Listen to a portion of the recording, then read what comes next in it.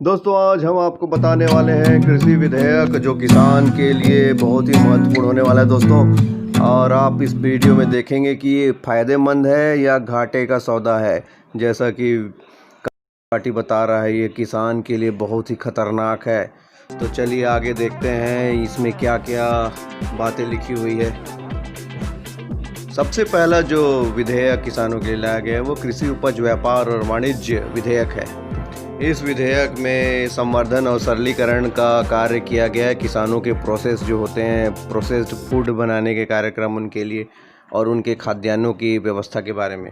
और दूसरा विधेयक दोस्तों सशक्तिकरण व संरक्षण है, यानी कि स्ट्रेंथनिंग करना, किसानों के जो प्रोडक्ट हैं उनको प्रोसेस करना और उनके संरक्षित करना। जैसे फसल बीमा आप सभी लोग जानते होंगे, प्रधानमंत्री फसल बीमा और बहुत सी बीमा योजनाएं चल रही हैं अलग अलग। उद्यानिकी की भी अलग योजनाएं चलती हैं जो वेदर बेस्ड होती हैं। तो इसमें भी यही है किसानों के लिए जो अच्छी सुविधाएं देने की बात कही गई है। और तीसरा है आवश्यक वस्तु अधिनियम।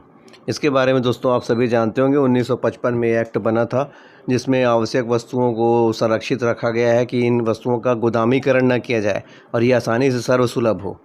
तो इस विधेयक में अभी जो अनाज दलहन तिलहन है उसको हटा दिया गया लिस्ट से दोस्तों। इसका मतलब यह है कि उस वस्तुओं का आलू प्याज चावल का भी भंडारण किया जा सकेगा कंपनियों के द्वारा।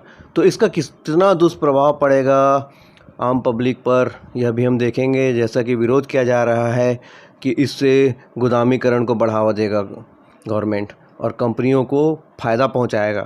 तो आप बताइए दोस्तों कौन सा ऐसा फसल है जिसे हम गोदामीकरण करके रख दें तो वह अच्छी तरह से रह जाएगा बहुत दिनों तक। तो दोस्तों ये जो है प्रोसेसिंग के लिए ही वो लोग गोदामीकरण करेंगे, किसान अपने घर में तो गोदाम नहीं बना के रख सकता। तो चलिए इसके बारे में भी देखेंगे हम आगे क्या हो सकता है इसमें। दोस्तों इन तीनों विधेयक को मिला दिया जाए तो यह निष्कर्ष निकाला जा रहा है कि एमएसपी ख़त्म हो जाएगी और फूड कॉरपोरेशन जो है अनाज को लेता है किसानों से एमएसपी की दर पर वो बंद हो जाएगा। तो ऐसा कुछ नहीं दोस्तों, पता नहीं क्यों लोग इस तरह के अफवाह फैला रहे हैं। हाँ एक बात हो सकती है कि किसानों को अधिक रेट में अगर कोई ख़रीददाता मिलता है तो वो उन्हें बेचेंगे अपना फसल, जिससे उन्हें अच्छी आमदनी मिलेगी। तो इससे जो बिचौलिए होते हैं जो चाहे मंडी में रहें चाहे एफसीआई के गोदाम में रहें, उनका जो कमीशन है और राज्य का कमीशन है ज़रूर कम हो जाएगा। अब पता नहीं लोगों को क्या परेशानी हो रही है इससे, थोड़ा और देखते हैं, विश्लेषण करते हैं इस बारे में। यहाँ पर हम बता देते हैं आपको कि कुछ फसलें ऐसी होती हैं जो जिनके लिए एमएसपी निर्धारित होती है सरकार द्वारा और उसी दर से वो उसकी ख़रीदारी किया जाता है, उससे नीचे उसको ख़रीदा या बेचा नहीं जा सकता है।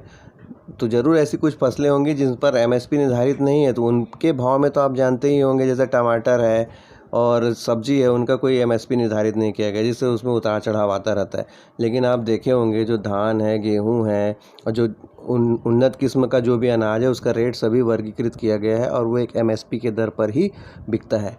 तो ऐसा नहीं कि एमएसपी का दर अमान्य कर दिया जाएगा इन विधेयक के आने से।